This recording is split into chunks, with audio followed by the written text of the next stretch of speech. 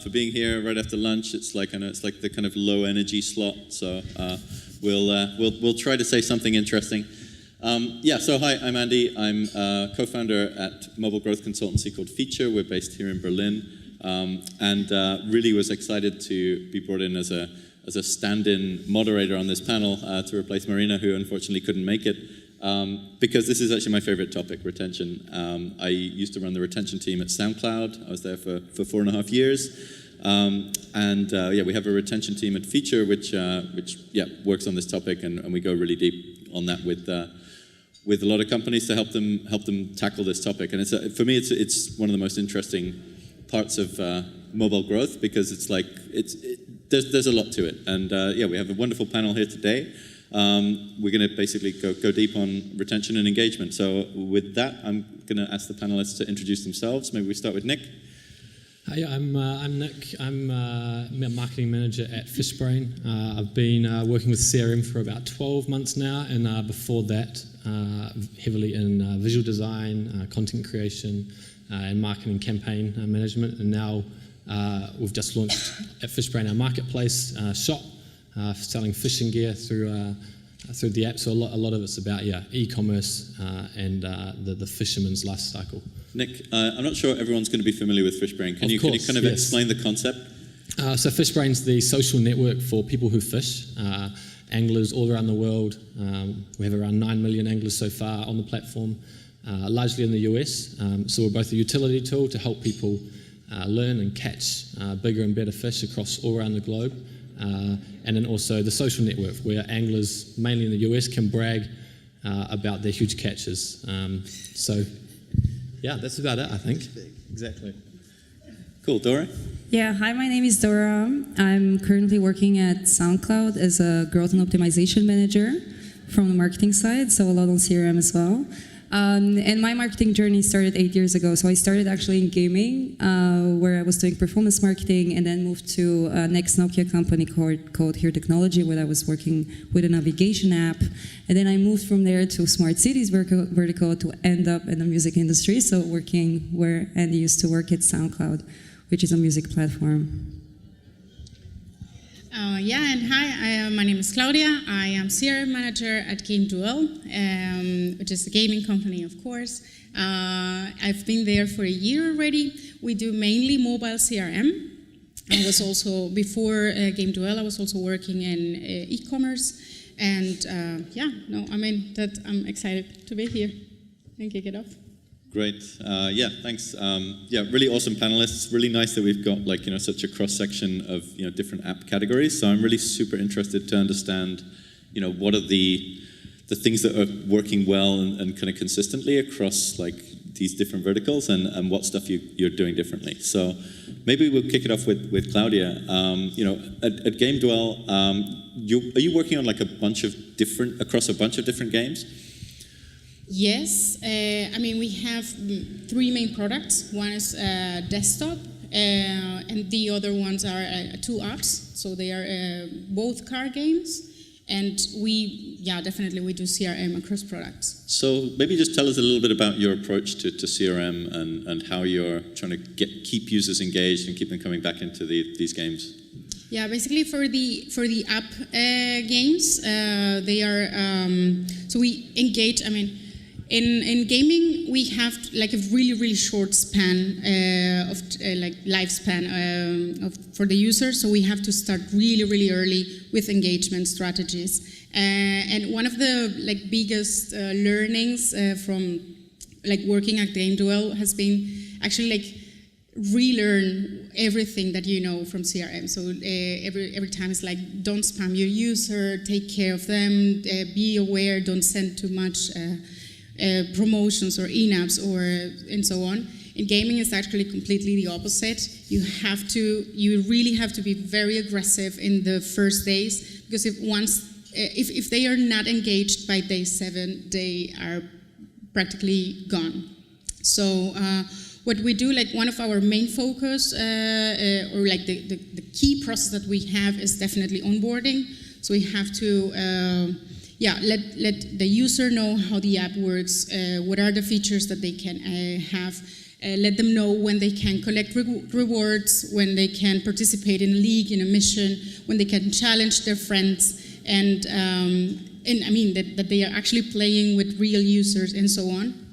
So that is basically like one of the main focus that we put on the app games. Exactly. Okay, and you said like you basically had to throw all of your kind of previous CRM knowledge out the window and get a lot more aggressive. Even you used the word spammy there.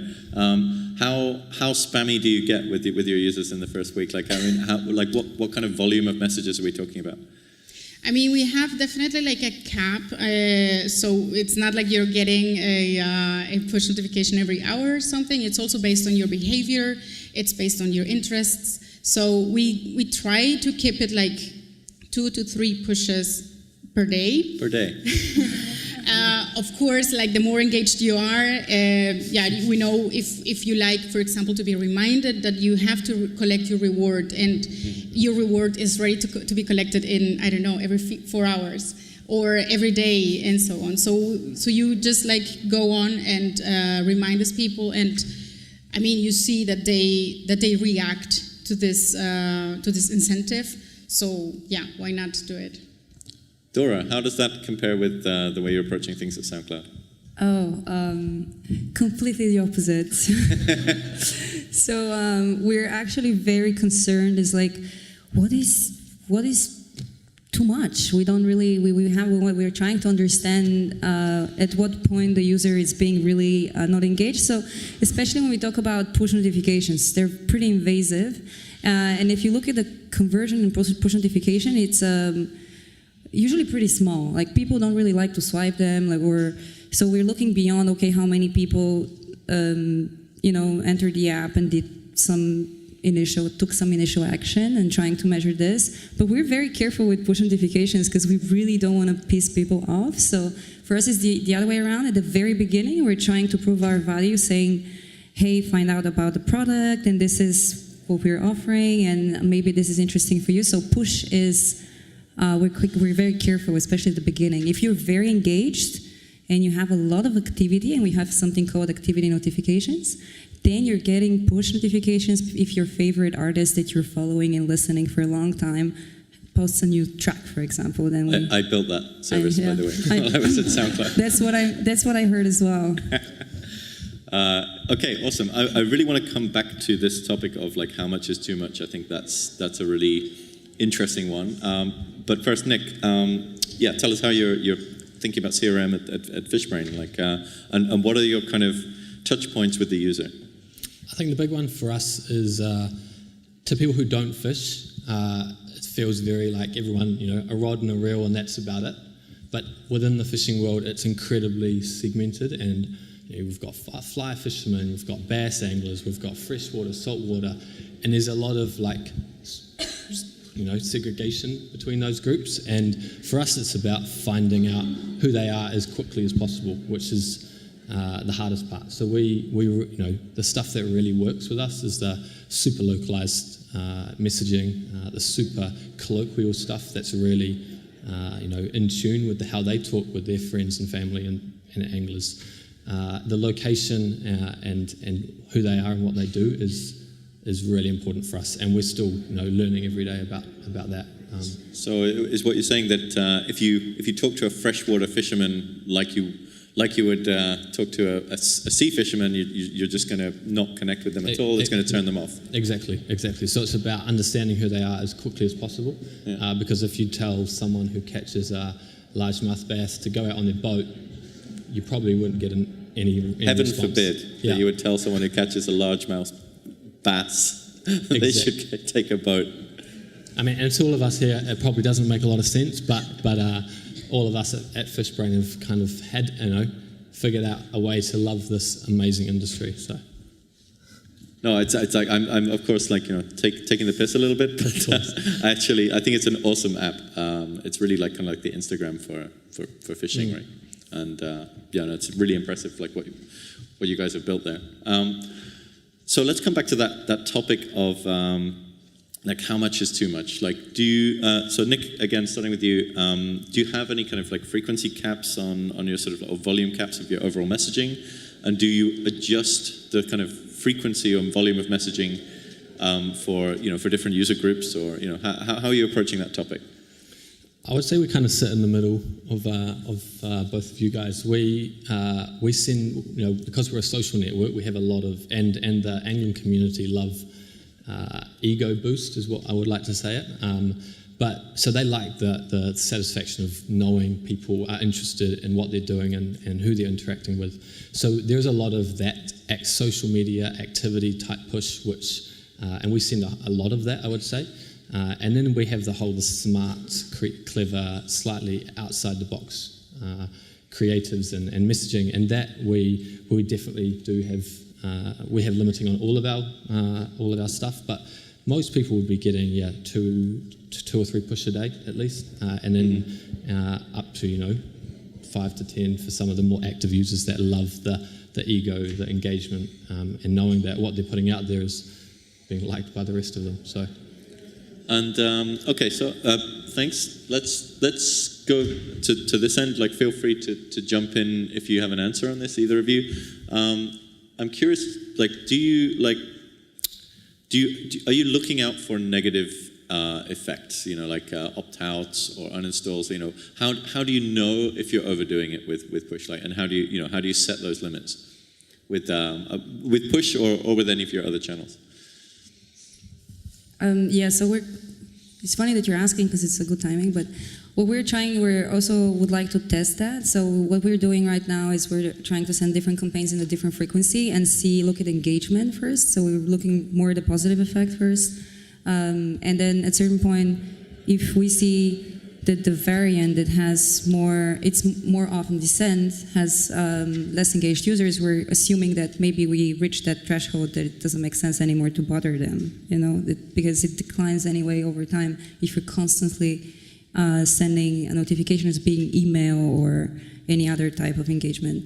And then, by the way, for the other question about engagement caps, we also do have an engagement cap for weekly, because we have so many different teams that love CRM and want to be part of it, so they really want to send plenty of messages to our users, so this is also capped. But and then going back to the how do we track negative impact, so in some CRM tools, and probably all of them, I don't know all of them, but in the one we're using, we have also, we can measure uninstall per campaign. So basically, if we see what are the installs that we see is the moment we send a campaign for this particular group of users.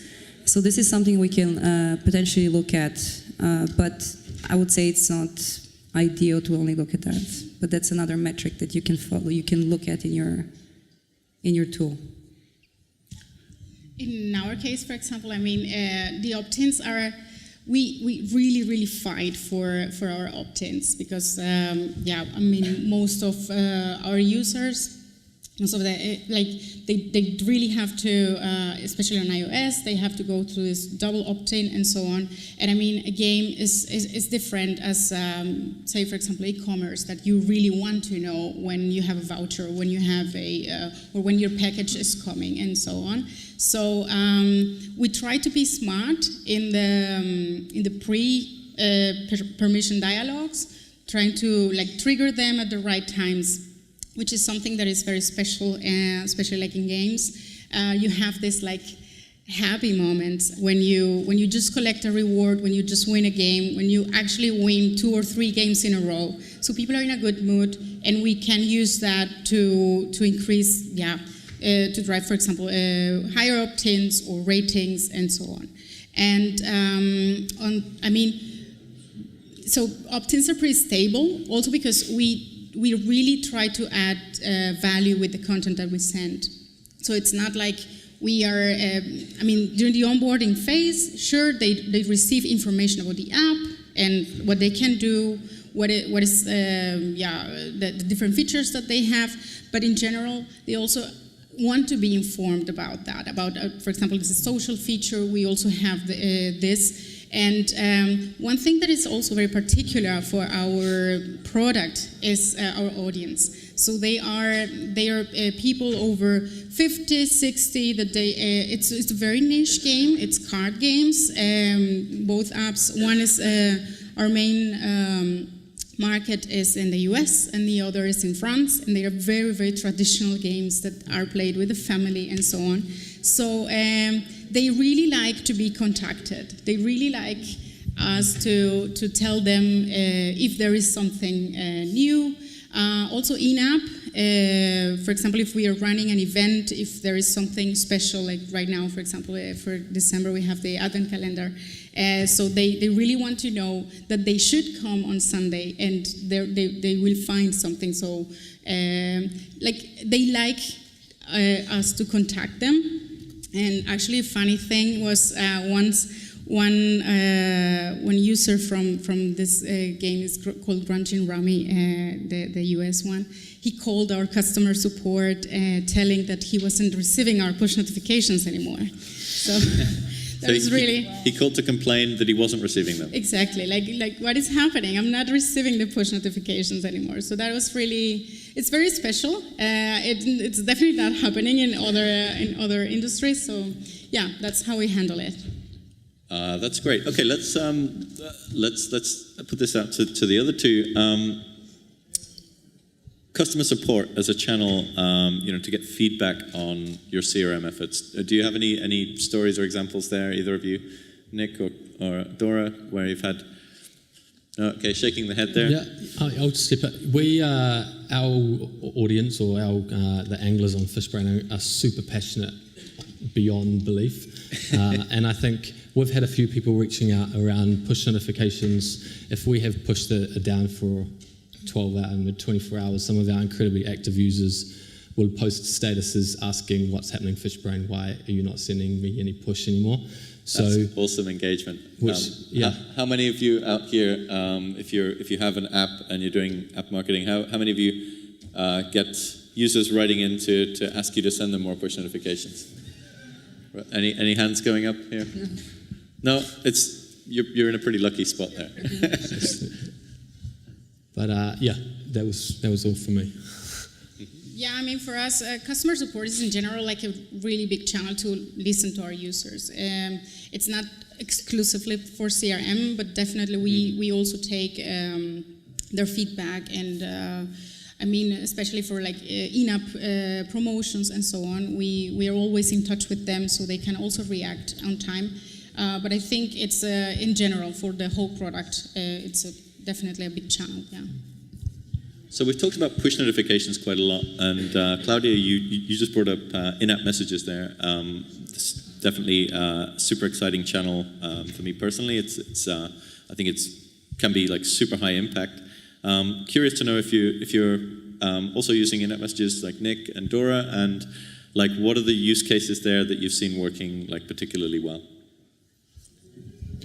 Yeah, so we definitely use in-app messages. It's also our most successful channel, definitely.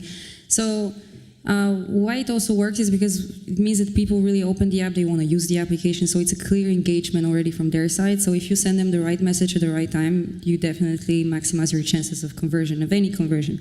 I think like many apps, we're no exception in terms of if we're always trying to convert our users, free users into paid users, so many of our in-app messages are explaining the benefits of having a premium subscription and why you should have it, etc. So this has actually worked pretty nicely, I have to say. So subscription definitely has been increasing since we introduced this type of promotion in the application. We also have a different type of in-app messages that work also very nice. They have an educational purpose. So basically, we explain to our users what a like is, what a share is, what a different functionality of the application is. So we're trying to educate them and make them take more action, which eventually will build their library, will engage them further, and they will be reconsuming what they're already liking. So I would definitely recommend this to everybody, this educational in-app message. They're also different formats and they look pretty nicely, so it's not necessarily a takeover of your entire screen. Don't imagine anything like it.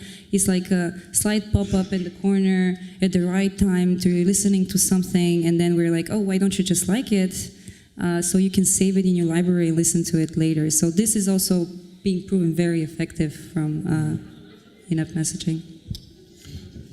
We also use it around the education side of things, but also when launching new features and new parts of the app, we find it really good to help adoption of these of new features. And also, Fishbrain is quite a complex app. There's a lot of different features, and people find their place within Fishbrain and might not even know about other parts of the app. So we find them a really good way to highlight things that they might not have even seen before. We also use them in very early on day 0 and day 1 around understanding, like I said before, where they fall into and why they're here. Why are they here for Fishbrain? What are you here for? What do you want out of us? What's your expectations? And that helps us then, start the 7-day flow of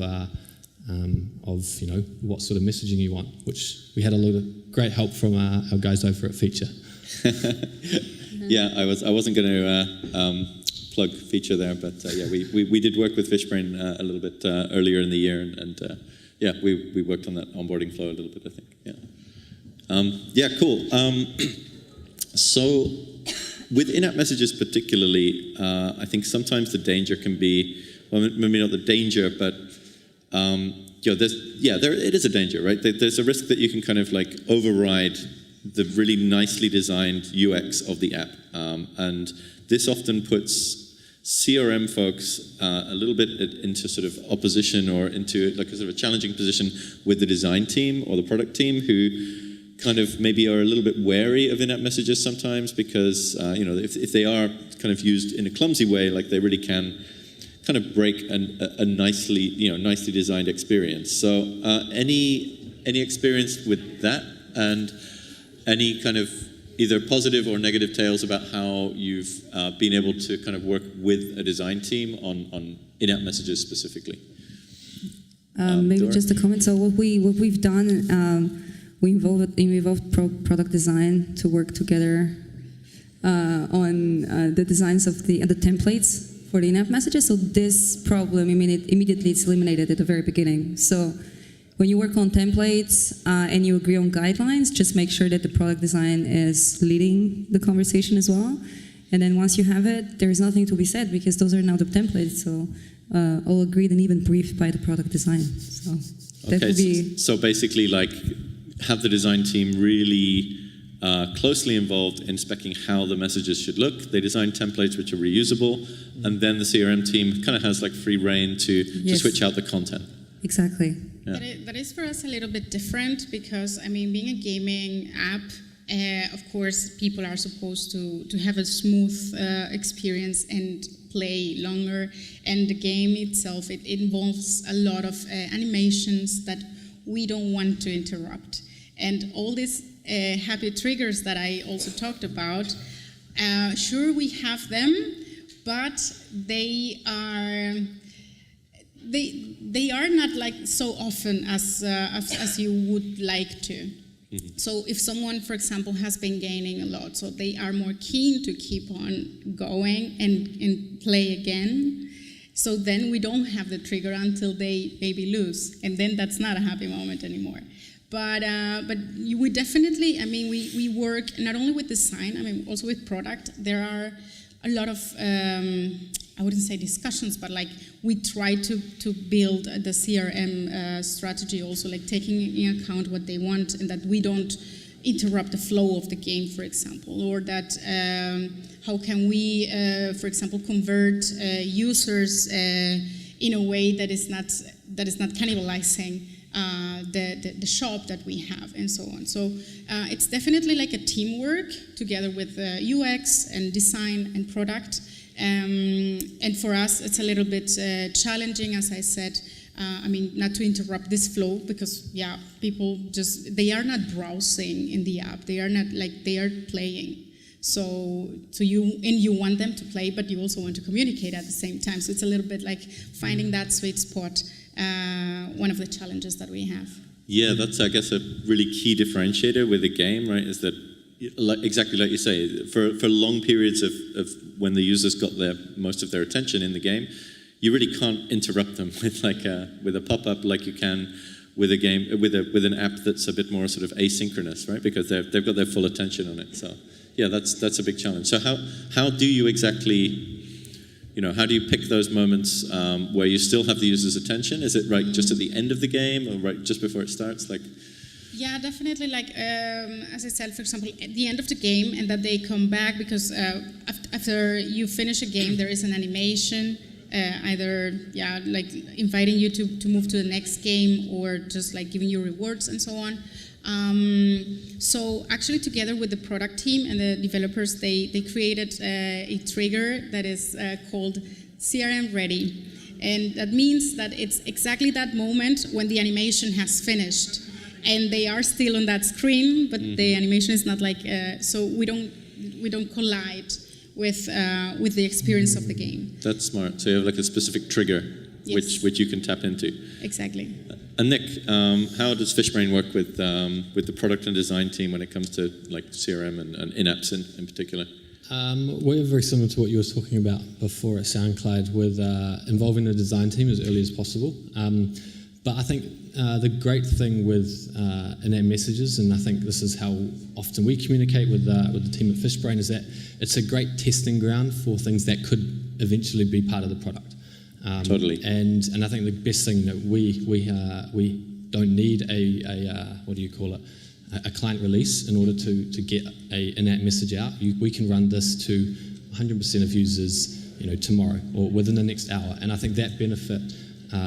The product teams and the design team, they really understand that value, and they want numbers, and they want to know that if we're going to develop something, that it's something that's going to have impact. And I think in-app messages, the way we've set them up, that you don't need that you don't need a client release, allow for that, and are really involved and want to be involved and want to see these results to then help further product changes.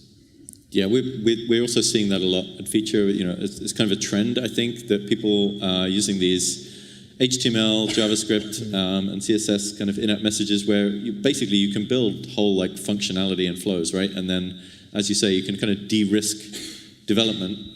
So instead of spending weeks developing something and then deploying a new release to the App Store, and then only then to find that users are actually not really engaging with it, you can prototype it pretty rapidly with an in-app. And then build it natively if the numbers look good. Exactly, yeah. Yeah, really cool. I'd like to open it up to the room here, just to see if anyone's still awake after lunch. Anyone got any questions for the panelists here on any of the topics that we just covered? Okay. So I'm Luisa from OneFootball, and I work there with influencer marketing. I was checking out the app for fishing, and I was wondering if you have any influencer marketing activities, because it's very connected to passion for a sport, and I think would be relevant. How is it so far for you? Yeah, we do work a lot with influencer marketing. We sort of have two areas of that. We've got the influence, or we call them pro staff within the network, within Fishbrain, and they are all about engagement within the app. And then, so that's, big anglers within the industry, all around the world, but largely in the US. So that's sort of the internal influencers, I guess you could say. And then we work a lot with influencers outside the app. So Instagram, Facebook, Instagram and Facebook a little bit, but mainly YouTube. Fishing is a heavily video content, educational industry. There's a ton of content out there on YouTube about learning, wanting to do better, wanting to learn tips, and that's what we're plugging into. And we've probably been doing that for about 18 months, actively, heavily, and we've seen good results. You never really know. It's a bit hit and miss sometimes with influencers. They might look good on paper and then flop, but that's just the game. We've got to, you've got to be in it to sort of see what works and what doesn't. But yeah, it's definitely a huge growth area for us. Thanks for the question. Do we have any more? Yeah, one over there. Thanks, Marina. Getting my steps in.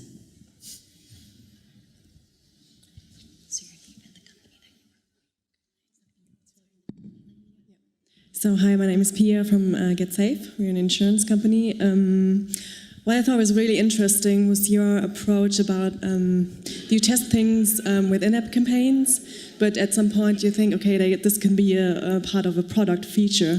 What I'm interested in is how do you define when it's worth actually implementing something as a feature? Because I think right now we're like working really closely with product, and I feel this is kind of becoming more and more in the next months and years. And sometimes it's difficult to decide at which point it makes sense to actually develop this feature.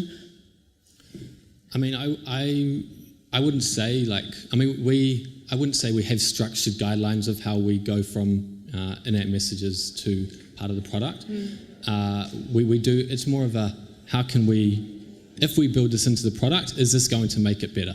If it's just going to be an add-on to make the product teams and the design teams feel good about this part of the app, I don't think that's a decision to be made. If it's about we can, we've reached the limit of ability within our in-app message, and if we take it, for example, if we bring our in-app message we're using for onboarding into the native onboarding, it'll make it a more cohesive experience, and we'll get a higher engagement rate. I would say that's why we would make the decision. But in terms of having a structure, no. I think every case is different. Okay, thanks.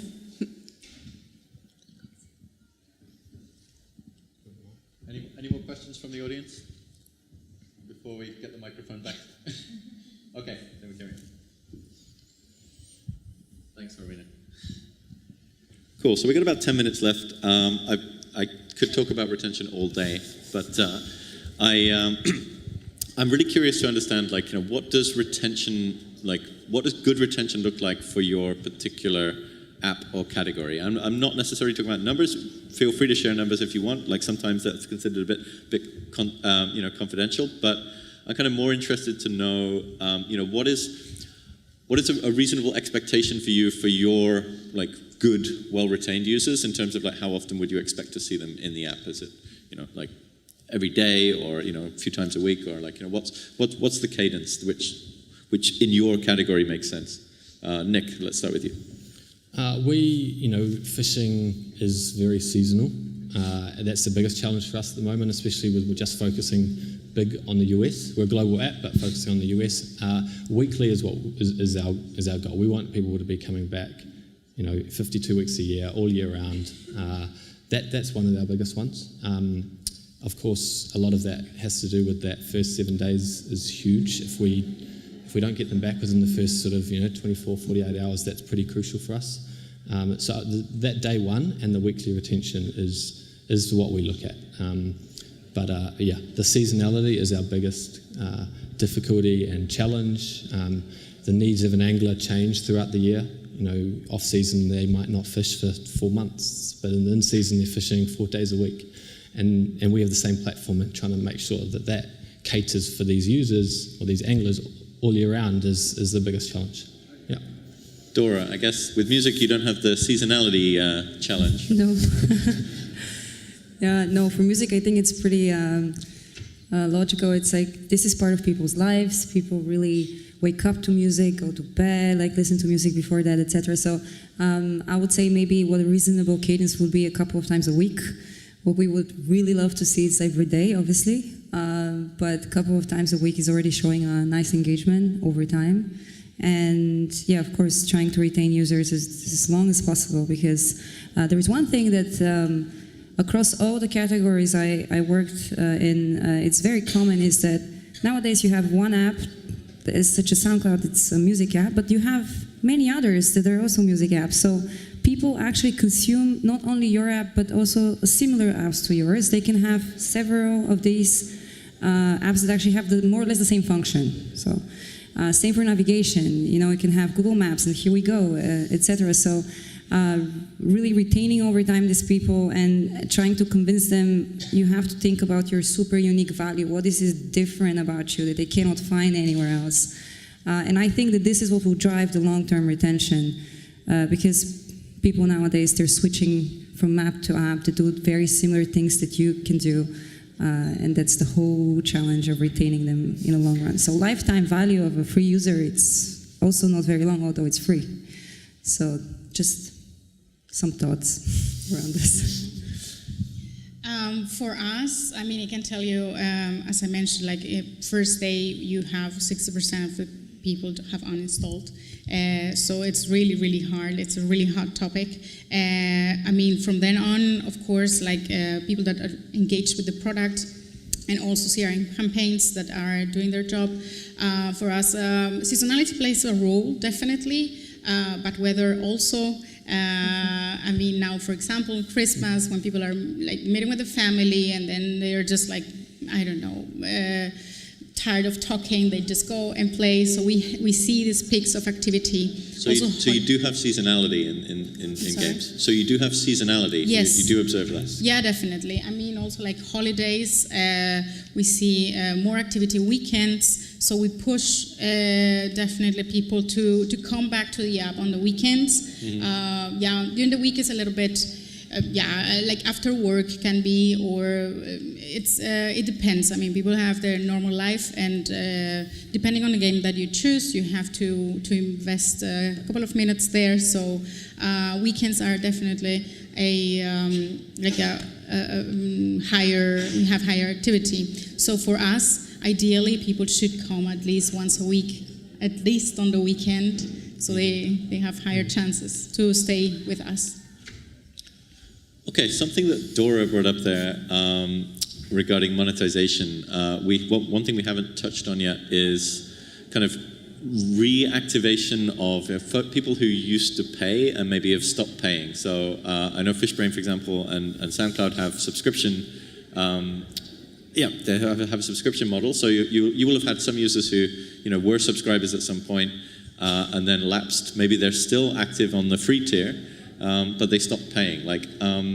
And I'm not sure, Claudia, how your games work at GameDwell, how you're monetizing them. But I'd be super keen to understand from any of you. Are you doing anything sort of special or different when it comes to users who have had a propensity to pay, and how you think about retention of those users? Yeah, exactly. I mean, I also didn't mention we are free-to-play games, so monetization is a big challenge for us. A lot of also because users don't really have to pay. I mean, you can. It is enough if you collect a reward and then you can play a game and then you're satisfied and you leave.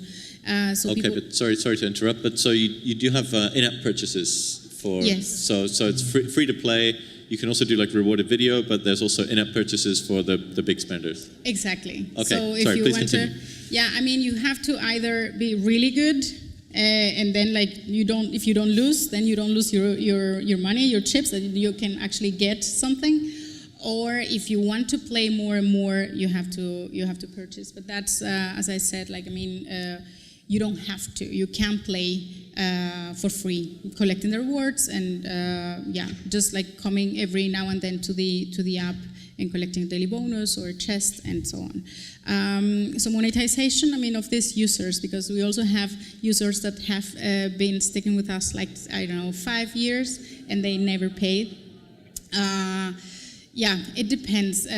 Also, the earlier the engagement, the better, and also the earlier the monetization. So if you convert them in the first weeks, for sure they will be more engaged as well and more prone to pay. So we go really, we try really to give them better offers so they can keep playing. If they are really engaged, they don't have to invest a lot, and they can continue playing. And then from them on, they can just go to shop and make these in-app purchases. Yeah. Okay, so it's offers and discounts. Yes. Yep. Okay, I think we're out of time. Is that right? Okay. So sorry, Dora. I think we have to cut it there. Thanks very much to Nick, Dora, and Claudia. Really great to have experts like you on this panel. And thanks very much for the audience for the questions. Thanks a lot. Thank you.